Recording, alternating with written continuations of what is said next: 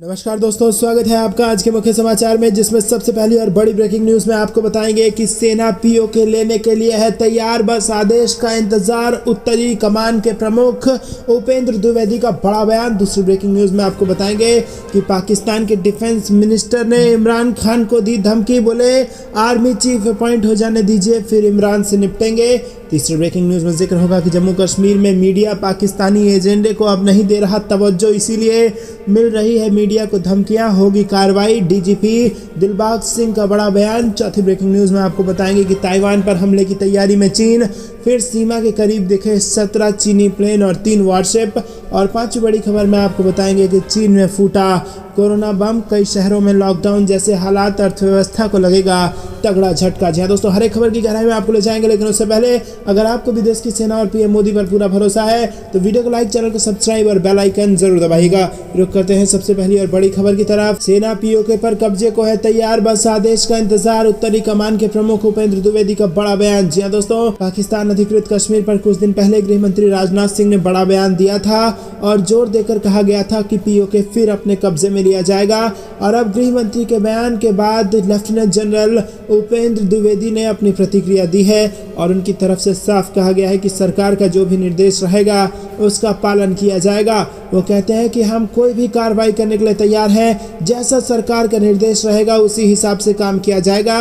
उपेंद्र द्विवेदी ने पाकिस्तान को भी चेतावनी जारी की है और कहा गया है कि सीज फायर का अगर उल्लंघन किया जाएगा तो उसे मुंहतोड़ जवाब मिलेगा। दोनों देशों की जिम्मेदारी है कि सीमा पर शांति बनी रहे, लेकिन अगर पाकिस्तान कोई कदम उठाएगा तो उसे अंजाम भुगतने के लिए भी तैयार रहना चाहिए। दोस्तों, आपको बता दें कि ये बड़ा ऐलान कर दिया है, पीओके पर कब्जे का ऐलान कर दिया है भारत की सेना ने और सीधा सीधा कह दिया है कि हम केवल आदेश का इंतजार कर रहे हैं और पूरी तरीके से हम तैयार हैं। रुक करते हैं ब्रेकिंग न्यूज की तरफ। इमरान खान को मिली है धमकी। पाकिस्तान के डिफेंस मिनिस्टर ने कहा कि आर्मी चीफ अपॉइंट हो जाने दीजिए, उसके बाद हम इमरान खान से निपट लेंगे। जी हाँ दोस्तों, पाकिस्तान में आर्मी चीफ के अपॉइंटमेंट को लेकर पूर्व प्रधानमंत्री इमरान खान और शहबाज शरीफ सरकार आमने सामने है। इमरान खान अपनी मर्जी का आर्मी चीफ चाहते हैं और सरकार अपनी मर्जी का, और इस बीच डिफेंस मिनिस्टर ख्वाजा आसिफ ने इमरान खान को इशारों में धमकी दी है। आसिफ ने संसद में कहा कि 2 या 3 दिन में अगले आर्मी चीफ का अपॉइंटमेंट का लेटर जारी होगा और इसके बाद हम इमरान को देख लेंगे। जी हाँ दोस्तों, इमरान खान ने इस महीने की शुरुआत में सरकार पर दबाव बनाने के लिए लॉन्ग मार्च शुरू किया था और इसमें उन पर कथित तौर पर हमला भी हुआ और अब वो रावलपिंडी में बड़ी रैली करने जा रहे हैं और यही पाकिस्तानी आर्मी का हेडक्वार्टर है। रुक करते हैं अगली ब्रेकिंग न्यूज की तरफ। डीजीपी दिलबाग सिंह ने दिया बड़ा बयान, कहा जम्मू कश्मीर मीडिया पाकिस्तानी एजेंडे को नहीं दे रहा तवज्जो, इसीलिए मीडिया को मिल रही है धमकी। जी हाँ दोस्तों, जम्मू कश्मीर पुलिस के डीजीपी दिलबाग सिंह ने बुधवार को कहा कि कश्मीर फाइट ब्लॉग को पाकिस्तान के इशारे पर चलाया जा रहा है और ये उन लोगों से जुड़ा हुआ है जिन्हें कश्मीर में शांति बर्दाश्त नहीं है। और आगे उन्होंने कहा कि घाटी में मीडिया पाकिस्तान के एजेंडे को आगे नहीं बढ़ा रहा है और इसीलिए धमकियां दी जा रही है। पुलिस इस मामले में कड़ी कार्रवाई करेगी। शनिवार को पत्रकारों को धमकी देने वाले मामले में पुलिस ने श्रीनगर, अनंतनाग और कुलगाम जिले के 12 स्थानों पर छापेमारी कर कई डिजिटल उपकरण और दस्तावेज जब्त किए हैं। पुलिस अधिकारी के अनुसार जिन परिसरों में तलाशी ली गई उनमें कई पत्रकारों की आवाज भी शामिल हैं और कुछ संदिग्धों को जांच और पूछताछ के लिए हिरासत में लिया गया है। पुलिस ने 12 नवंबर को कश्मीर में पत्रकारों को सोशल मीडिया के जरिए धमकी देने के लिए लश्कर-ए-तैयबा और लश्कर-ए-छद्म संगठन TRF से जुड़े आतंकवादियों व संचालकों के खिलाफ मामला दर्ज किया था। रुक करते हैं अगली ब्रेकिंग न्यूज की तरफ। ताइवान पर हमले की तैयारी में चीन, फिर सीमा के करीब दिखे 17 चीनी प्लेन और 3 वारशिप। जी हाँ दोस्तों, रूस यूक्रेन जंग के बीच अब दुनिया के सामने एक और जंग का खतरा मंडरा रहा है और ऐसा अंदाजा चीन की आक्रामक गतिविधियों को देखकर लगाया जा रहा है। चीन जानबूझकर ताइवान के आसपास अपने लड़ाकू विमानों और जंगी जहाजों को भेजकर तनाव को बढ़ाने का काम कर रहा है। ताइवान के राष्ट्रीय रक्षा मंत्रालय ने बताया कि देश के चारों ओर 17 चीनी सैन्य विमानों और 3 नौसैनिक जहाजों को ट्रैक किया गया तथा इनमें एक ड्रोन भी शामिल है जो मध्य रेखा को पार कर गया। जानकारी के अनुसार 18-19 नवंबर को चीन के 3 लड़ाकू विमानों ने ताइवान के वायु रक्षा पहचान क्षेत्र में घुसपैठ की है। ताइवान की एक खबर के मुताबिक MND ने कहा है कि पीपुल्स लिबरेशन आर्मी एयरफोर्स के 17 सैन्य विमान और पीपुल्स लिबरेशन आर्मी नेवी के 3 जहाज़ों को ताइवान के आसपास ट्रैक किया गया है। रुक करते हैं अगली ब्रेकिंग न्यूज़ की तरफ। चीन में फिर फूटा कोरोना बम, कई शहरों में लॉकडाउन जैसे हालात, अर्थव्यवस्था को लगेगा झटका। जी हाँ दोस्तों, साल 2019 में जहां से कोरोना वायरस फैला था वहां फिलहाल अभी तक वायरस पर नियंत्रण नहीं हो पाया है। जी हाँ दोस्तों, चीन पर ये बड़ी खबर आ रही है। चीन में अभी भी कई शहर लॉकडाउन जैसी स्थिति का सामना कर रहे हैं। चीन ने मंगलवार को कई पार्क, शॉपिंग मॉल और संग्रहालयों को बंद कर दिया है और कई चीनी शहरों ने कोविड-19 के बढ़ते मामले को देखते हुए बड़े पैमाने पर टेस्टिंग को फिर से शुरू कर दिया है और बढ़ते कोरोना के मामले ने चीनी अर्थव्यवस्था के बारे में चिंताओं को और ज़्यादा गहरा भी कर दिया है। चीन ने सोमवार को राष्ट्रीय स्तर पर 28,127 नए स्थानीय कोरोना मामलों की सूचना दी और यह आंकड़े अप्रैल में कोरोना की पीक के बराबर है और इनमें से आधे मामले दक्षिणी शहर और चोंगकोंग से है। दोस्तों, रुक करते हैं अगली ब्रेकिंग न्यूज़ की तरफ।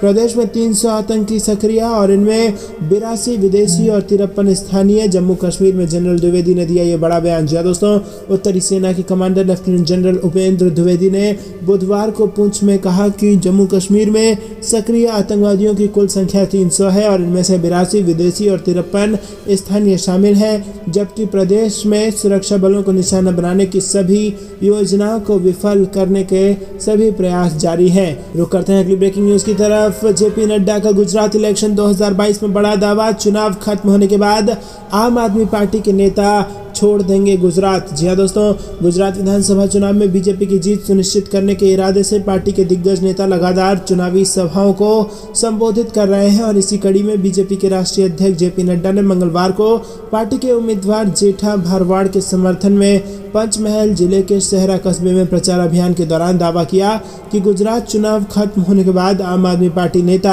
गुजरात छोड़ देंगे। बता दें कि शहरा और 92 अन्य सीटों पर मतदान 5 दिसंबर को दूसरे चरण के तहत होगा। बीजेपी अध्यक्ष जेपी नड्डा ने कहा कि आम आदमी पार्टी को गुजरात विधानसभा चुनाव में हार का सामना करना पड़ेगा क्योंकि ये बैनर आधारित पार्टी है और जबकि बीजेपी कैडर आधारित पार्टी है। जेपी नड्डा ने कहा कि यूपी, उत्तराखंड और गोवा में हाल फिलहाल में आम आदमी पार्टी चुनाव हार गई और उसके उम्मीदवार हिमाचल प्रदेश में सभी 67 सीटों पर जमानत जब्त कराएंगे। गुजरात में भी उनका ऐसा ही हश्र होगा। रुक करते हैं अगली ब्रेकिंग न्यूज़ की तरफ। अयोध्या का टिकट बुक कर लीजिए राहुल बाबा। रैली में अमित शाह ने राहुल गांधी को याद दिलाई राम मंदिर की तारीख। जी हाँ दोस्तों, आपको बता दें गुजरात चुनाव में जुबानी जंग का दौर तेज हो रहा है और पहले प्रधानमंत्री नरेंद्र मोदी ने मधुसूदन मिस्त्री के औकात वाले बयान पर जवाब देते हुए पलटवार किया और अब केंद्रीय गृह मंत्री अमित शाह ने राहुल गांधी पर हमला बोला है। आनंद की रैली में अमित शाह ने राम मंदिर के उद्घाटन की बात करते हुए कहा कि राहुल गांधी को अयोध्या का टिकट बुक कर लेना चाहिए। रैली के दौरान अमित शाह ने कांग्रेस पर सरदार वल्लभ भाई पटेल के अपमान का आरोप लगाया। अमित शाह ने आनंद जिले के खंभात की रैली में कांग्रेस पर जमकर निशाना साधा। अमित शाह ने वोट बैंक की राजनीति के लिए अयोध्या में राम मंदिर निर्माण और 3 तलाक कानून के विरोध का आरोप लगाते हुए कांग्रेस को घेरा। अमित शाह ने कहा कि अगर वो इन चीज़ों का समर्थन करेंगे तो उन्हें अपने वोट चले जाने का डर होगा और मुझे उम्मीद है कि आप समझ रहे होंगे कि मैं किन वोट की बात कर रहा हूं, लेकिन उनका समय अब गया और प्रधानमंत्री मोदी का समय शुरू हो गया है। राहुल बाबा, अयोध्या का टिकट बुक करा लीजिए क्योंकि 1 जनवरी 2024 को वहां भव्य मंदिर का उद्घाटन होने जा रहा है। अमित शाह ने आरोप लगाया कि कांग्रेस ने सरदार वल्लभ भाई पटेल का अपमान करने में कोई कसर नहीं छोड़ी। अब गुजरात विधानसभा चुनाव को देखकर उसने पटेल की तारीफ करना शुरू कर दिया है। बीजेपी नेता खंभात की चुनावी सभा में कहा कि देश के प्रथम उप प्रधानमंत्री का अंतिम संस्कार भी सादे तरीके से किया गया था। अमित शाह ने इस दौरान कहा कि मुझे हैरानी है कि कांग्रेस अब सरदार पटेल की तारीफ कर रही है। मैंने अपने बचपन से कभी किसी कांग्रेस नेता को पटेल के बारे में बात करते हुए नहीं सुना, बल्कि उन्होंने पटेल का अपमान करने में कोई कसर नहीं छोड़ी। उनका अंतिम संस्कार सादे तरीके से कर दिया गया ताकि उनकी याद में कोई स्मारक नहीं बनाना पड़े। रुक करते हैं अगली ब्रेकिंग न्यूज़ की तरफ। योगी बोले ये नए भारत का नया यूपी है, 10 लाख करोड़ का होगा निवेश। यूपी के ग्लोबल समिट की दिल्ली में हो गई है लॉन्चिंग। जी हाँ दोस्तों, ग्लोबल यूपी इन्वेस्टर समिट 2023 के जरिए योगी सरकार प्रदेश की अर्थव्यवस्था को 10 खरब डॉलर तक पहुंचाने का लक्ष्य लेकर आगे बढ़ रही है और मंगलवार को सीएम योगी आदित्यनाथ ने समिट का लोगो लॉन्च किया और निवेशकों से इसमें भागीदार बनने का आह्वान किया। UP global investor investor summit के कर्टेन रेजर कार्यक्रम में 43 देशों के राजदूत और 13 देशों के औद्योगिक विकास मंत्री भी शामिल हुए। सुषमा स्वराज प्रवासी भारतीय भवन में सीएम योगी ने कहा कि यह नए भारत का नया यूपी है।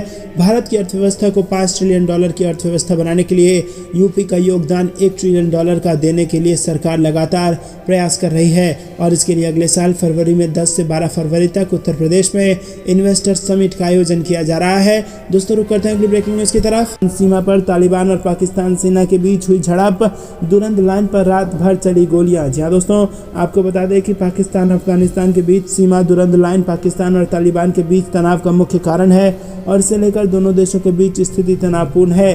रविवार को भी दोनों तरफ से गोलीबारी हुई है जिसमें पाकिस्तानी सीमा रक्षक की मौत हो गई है और कई लोगों के घायल होने की भी खबर सामने आई है। प्रांत में सीमा के दोनों ओर से सैन्य बलों ने एक दूसरे पर गोलियां चलाई जिसमें कई लोग हताहत हुए हैं और पिछले साल काबुल पर कब्जे के बाद से दुरंत लाइन तालिबान और पाकिस्तान के बीच तनाव का मुख्य कारण बना हुआ है।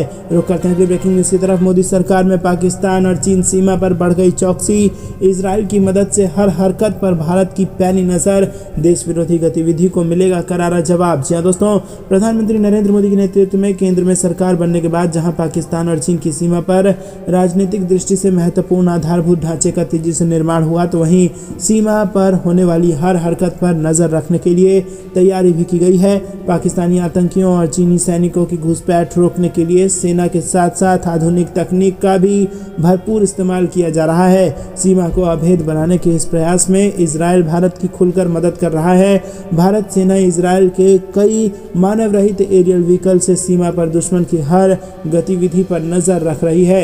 इजराइल से मिले हेरॉन M के ड्रोन ने भारत पाकिस्तान के बीच नियंत्रण रेखा हो या भारत और चीन के बीच वास्तविक नियंत्रण रेखा हो, सीमा के चप्पे चप्पे पर नजर रखने में समर्थ बनाया है। और पहले ये काफी मुश्किल होता था लेकिन इजराइल एरोस्पेस इंडस्ट्रीज ने भारत की रक्षा जरूरतों को देखते हुए सेना और वायुसेना के लिए खास तरह की टेक्नोलॉजी का विकास किया है। रुक करते हैं अगली ब्रेकिंग न्यूज की तरफ। कौन होगा पाकिस्तान का अगला सेना अध्यक्ष? रक्षा मंत्रालय ने पीएमओ को सौंपा है ये 5 नाम। जी हाँ दोस्तों, आपको बता दें कि पाकिस्तान में नए सेना अध्यक्ष की नियुक्ति को लेकर सियासी सरगर्मियां तेज हो गई हैं और मौजूदा सेना अध्यक्ष जनरल कमर जावेद बाजवा 29 नवंबर को रिटायर होने जा रहे हैं और ऐसे में नए सेना अध्यक्ष की नियुक्ति को लेकर पाकिस्तान के रक्षा मंत्रालय ने सोमवार को 5 नाम प्रधानमंत्री कार्यालय को सुझाए हैं। पाकिस्तान आर्मी एक्ट 1992 के तहत नए सेना अध्यक्ष की नियुक्ति सुनिश्चित करने के लिए रक्षा मंत्रालय को मौजूदा सेना अध्यक्ष की डिस्चार्ज समरी जारी करनी होती है। जनरल बाजवा 3 साल के कार्यकाल विस्तार के बाद 29 नवंबर को रिटायर होने जा रहे हैं और वो एक और कार्यकाल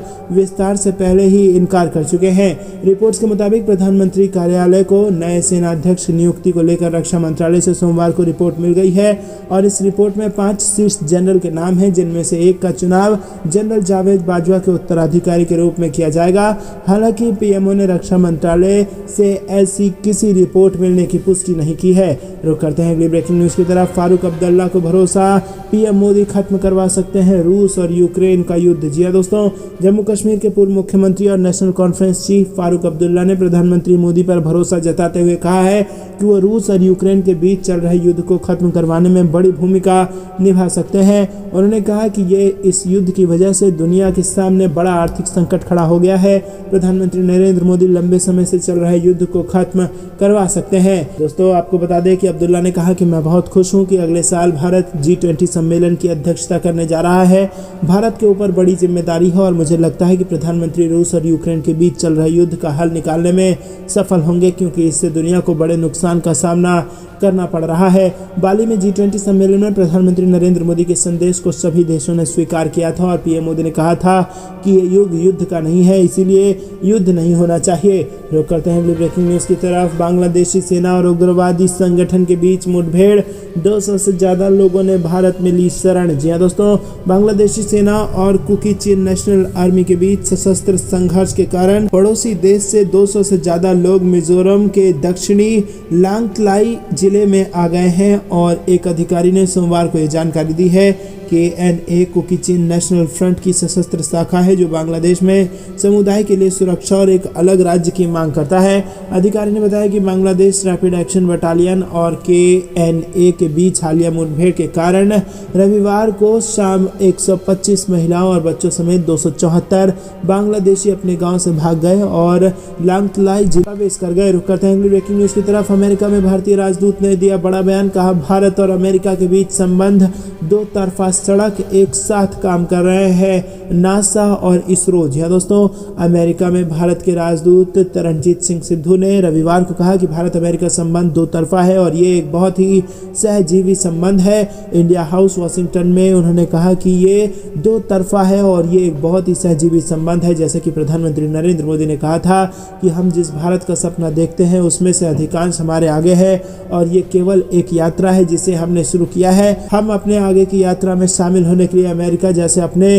दोस्तों की ओर देखते हैं। पीएम मोदी ने अमेरिकी राष्ट्रपति जो बाइडेन के साथ भारत और अमेरिका के संबंधों को आगे बढ़ाया है जो 15 से अधिक बार मिले हैं और हाल ही में इंडोनेशिया की बाली में हुए G20 शिखर सम्मेलन में भी दोनों नेताओं ने मुलाकात की थी। रुक करते हैं अगली ब्रेकिंग न्यूज की तरफ। मोदी के बावजूद भारत दुनिया की सबसे तेजी से मंदी के बावजूद भारत दुनिया की सबसे तेजी से बढ़ती अर्थव्यवस्था में होगा शामिल, दीपक पोरक का बड़ा बयान। जी हाँ दोस्तों, आपको बता दें कि HDFC के चेयरमैन दीपक पोरक का कहना है कि भारत दुनिया भर में घट रही घटनाओं से अछूता नहीं रह सकता।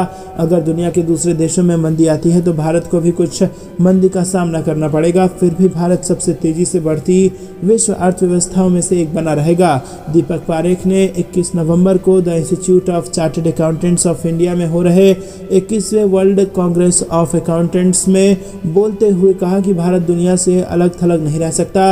अगर दूसरे देशों में मंदी आती है तो भारत को भी कुछ मंदी का सामना करना पड़ेगा, लेकिन इस बात पर आम सहमति है कि भारत अभी भी दुनिया की सबसे तेजी से ग्रोथ करती प्रमुख अर्थव्यवस्थाओं में बना रहेगा। रुक करते हैं अगली ब्रेकिंग न्यूज की तरफ। मेरी कोई औकात नहीं, मैं जनता का सेवक हूं, पीएम मोदी का कांग्रेस पर पलटवार। गुजरात इलेक्शन 2022 से आई ये बड़ी खबर। जी दोस्तों, गुजरात में विधानसभा चुनाव नजदीक है, ऐसे में पीएम मोदी लगातार जनसभाएं कर रहे हैं। अपने 3 दिवसीय दौरे के आखिरी दिन पीएम मोदी ने नरेंद्र नगर में जनसभा की और मोदी ने जहां एक तरफ भाजपा सरकार की उपलब्धियों को जनता के सामने रखा तो वहीं दूसरी तरफ उन्होंने विरोधी दलों को आड़े हाथों भी ले लिया। मोदी ने भारत जोड़ो यात्रा निकाल रहे कांग्रेस नेता राहुल गांधी पर भी जमकर प्रहार किया। मोदी ने तंज कसते हुए कहा कि जिन लोगों को सत्ता से बाहर कर दिया गया है वो सत्ता में वापस आने के लिए यात्रा निकाल रहे हैं। मोदी ने कहा कि कुछ लोग राज्य में बिना नमक खाकर भी गुजरात को गाली देते हैं। उन्होंने कहा कि गुजरात देश के 80% नमक का उत्पादन करता है। दोस्तों, मोदी ने कहा कि कुछ लोग राज्य में बना नमक खाकर भी गुजरात को गाली देते हैं। उन्होंने कहा कि गुजरात देश के 80% नमक का उत्पादन करता है। रुक करते हैं ब्रेकिंग न्यूज की तरफ। रोजगार मेला का दूसरा चरण, पीएम मोदी देंगे 71,000 नियुक्ति पत्र। दोस्तों, रुक करते हैं ब्रेकिंग न्यूज की तरफ। रोजगार मेला का दूसरा चरण, पीएम मोदी देंगे 71,000 नियुक्ति पत्र और कई विभागों में निकलेंगी नौकरियां। जी दोस्तों, देश में युवाओं को रोजगार देने के अभियान के तहत पीएम नरेंद्र मोदी मंगलवार को नई नौकरी पाने वाले 71,000 लोगों को नियुक्ति पत्र देंगे। प्रधानमंत्री नरेंद्र मोदी ने इस साल की शुरुआत में 18 महीने के अंदर 10 लाख नौकरियां केंद्रीय विभागों में दिए जाने का ऐलान किया था। केंद्र सरकार की रोजगार मेला स्कीम के तहत ये नियुक्ति पत्र दिए जाएंगे। केंद्र सरकार की ओर से जारी प्रेस नोट के मुताबिक रोजगार मेला पीएम नरेंद्र मोदी के उस प्रयास के तहत एक कदम है जिसके जरिए वो रोजगार सृजन पर फोकस कर रहे हैं। ये रोजगार मेला देश में अवसर प्रदान करेगा और इससे युवाओं को ताकत मिलेगी और वो देश के विकास में सीधे तौर पर जुड़ेंगे। रुक करते हैं अगली ब्रेकिंग न्यूज की तरफ। 93 सीटों पर बीजेपी की जनसभा शुरू, 83 सीटों पर कर चुकी है चुनाव प्रचार। जी दोस्तों, गुजरात में विधानसभा चुनाव की तैयारियां जोर शोर से जारी हैं और राजनीतिक पार्टियां भी पूरे दमखम के साथ चुनाव प्रचार में जुटी हुई है और इस क्रम में भारतीय जनता पार्टी मंगलवार को 93 विधानसभा सीटों पर सभा का आयोजन कर रही है और इन सीटों पर दूसरे चरण में चुनाव होना है। पिछले सप्ताह बीजेपी ने 83 विधानसभा सीटों का दौरा किया था और कल से ही शुरू हो रहे सभाओं को संबोधित करने वाले नेताओं में भाजपा के राष्ट्रीय अध्यक्ष जेपी नड्डा, केंद्रीय गृह मंत्री अमित शाह, महाराष्ट्र के उप मुख्यमंत्री देवेंद्र फडणवीस, असम के मुख्यमंत्री हेमंत विश्व शर्मा, पुरुषोत्तम रूपाला और मनसुख मांडविया शामिल हैं। दोस्तों, आगामी कुछ दिनों में सभी रास्ते गुजरात पहुंचेंगे जहां की सत्ता में 27 सालों से अधिक समय तक भारतीय जनता पार्टी का शासन रहा है और अब 7वें कार्यकाल के लिए भी ये जुटी हुई है। प्रधानमंत्री नरेंद्र मोदी यहाँ सबसे अधिकतम समय राज करने वाले मुख्यमंत्री रहे हैं और गुजरात की सत्ता में वो साल 2114 तक रहे। दोस्तों रुक करते हैं अगली ब्रेकिंग न्यूज की तरफ। भारत की आर्मी ने चीन को दी कड़ी चेतावनी, कहा ध्यान से सुन ले चीन, ये 1962 वाला भारत नहीं। जी हाँ दोस्तों, यूक्रेन रूस युद्ध के बीच भारत के एक बार फिर से दुनिया को अपनी ताकत से वाकिफ कराते हुए चीन को चेतावनी दे दी है और भारत ने चीन को साफ कहा है कि अब चीन हमें 1962 वाला भारत समझने की भूल बिल्कुल भी ना करे।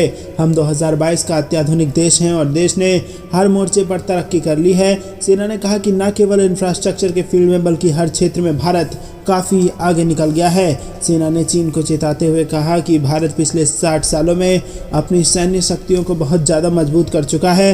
गुवाहाटी में आयोजित 2 दिवसीय पूर्वोत्तर स्वाभिमान उत्सव के पहले दिन सेना के पूर्वी कमान के प्रमुख लेफ्टिनेंट जनरल RP कलिता ने देशवासियों को आश्वस्त करते हुए कहा कि भारतीय सेना किसी भी परिस्थिति से निपटने के लिए पूरी तरह से तैयार है। दोस्तों रुक करते हैं अगली ब्रेकिंग न्यूज की तरफ। जनरल बाजवा के दामन पर है दाग, 6 साल में अरबपति बना परिवार, रिपोर्ट में हुआ ये बड़ा दावा। जी हाँ दोस्तों, अगले कुछ दिनों में रिटायर हो रहे पाकिस्तान के सेना प्रमुख जनरल कमर जावेद बाजवा के परिवार को लेकर चौंकाने वाली रिपोर्ट आई है और इससे उनके दामन पर दाग उभरा है। इसमें दावा किया गया है कि जनरल बाजवा का परिवार मात्र 6 साल में अरबपति बन गया है और इस रिपोर्ट से पाकिस्तान में बवाल मच सकता है। पाकिस्तान में सेना सबसे शक्तिशाली है और ये सनसनीखेज रिपोर्ट पाकिस्तानी सेना में भारी भ्रष्टाचार की ओर इशारा कर रही है। इसमें कहा गया है कि बाजवा की विदाई के पहले आई रिपोर्ट में दावा किया गया है कि उनके परिवार के सदस्यों की संपत्ति में बीते 6 सालों में भारी बढ़ोतरी हुई है। तो करते हैं अगली ब्रेकिंग न्यूज की तरफ। सर्दियों के शुरू होते ही लद्दाख में बढ़ गई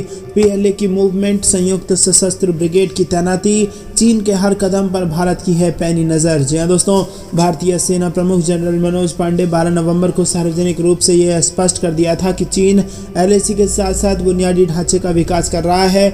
लद्दाख में कब्जे वाले अक्साई चीन में PLA सैनिकों की कोई महत्वपूर्ण कमी नहीं हुई है और हिंदुस्तान टाइम्स पर छपी एक रिपोर्ट के मुताबिक भारतीय सेना के अधिकारियों ने कहा कि सर्दियों के शुरू होते ही अब PLA के पश्चिमी थिएटर कमांड और रिजर्व के रूप में लाए गए 3 संयुक्त सशस्त्र ब्रिगेड की आवाजाही पर नजर रखी जा रही है। विदेश मंत्री सुब्रमण्यम जयशंकर ने बार बार कहा कि LAC पर शांति द्विपक्षीय संबंधों को बहाल करने की एकमात्र कुंजी है, जिसे मई 2020 में पूर्वी लद्दाख में PLA के उल्लंघन के बाद गहरा झटका लगा था। बता दें कि भारतीय सेना की शीतकालीन स्थिति इस बात पर भी निर्भर करेगी कि क्या चीन संयुक्त सशस्त्र ब्रिगेड अपने ठिकानों पर वापस जाएगी या पश्चिमी थिएटर कमांड में गहराई वाले क्षेत्रों में तैनात रहेगी।